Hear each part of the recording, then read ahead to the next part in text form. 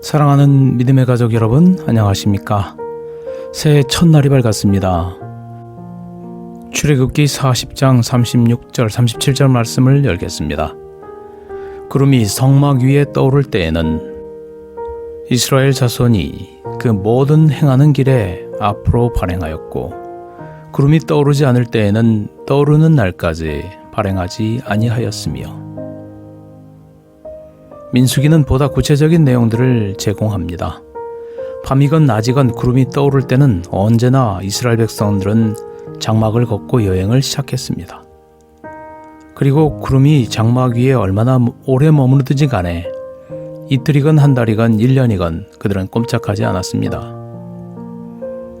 오래전에 있은 하나님의 백성들의 이 경험에서 우리는 그분의 인도하심에 대한 두 가지 국면을 보게 됩니다.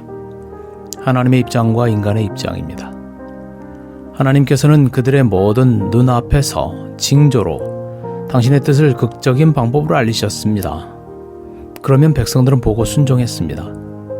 그들은 출발해야 한다고 그분께서 지시할 때는 언제든지 출발하고, 그리고 그것이 아무리 오래 걸릴지라도 그분의 증거를 기다리면서 하나님께서 인도하시는 곳으로 따라갔습니다.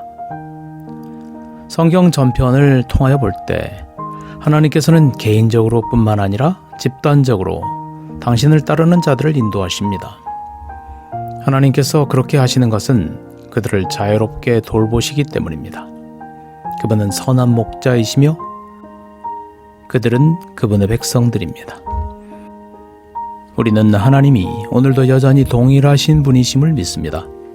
그분께서는 우리를 각각의 그리스도인으로서 인도하기를 원하시고 기뻐하십니다. 그분께서는 우리를 교회로서 인도하시기를 원하시고 기뻐하십니다.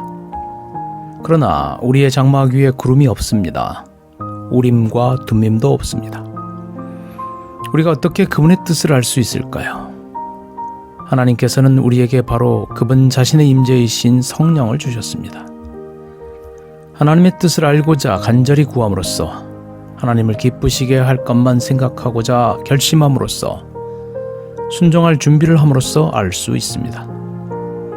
그분께서는 구름이 이스라엘 백성들을 위하여 길을 지적해 주었듯이 확실하게 당신의 계획을 드러내십니다.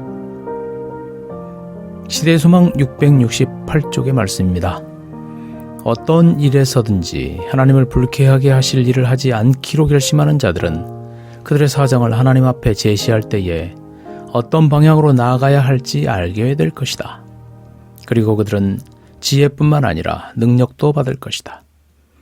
그리스도께서 약속하신 대로 순종과 봉사를 위한 능력이 그들에게 부여될 것이다. 그들은 알게 될 것입니다. 어떻게요? 하나님께서는 당신 자신을 계시하시는 수천 가지 방법을 가지고 계십니다.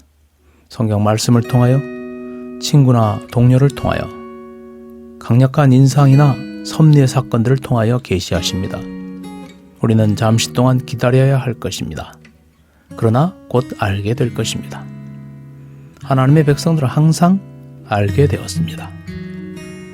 하나님의 인도하심을 기다림으로 그분의 뜻을 밝히 깨닫고 따라가는 한 해 되기를 소망합니다. 감사합니다. 행복한 하루 되세요.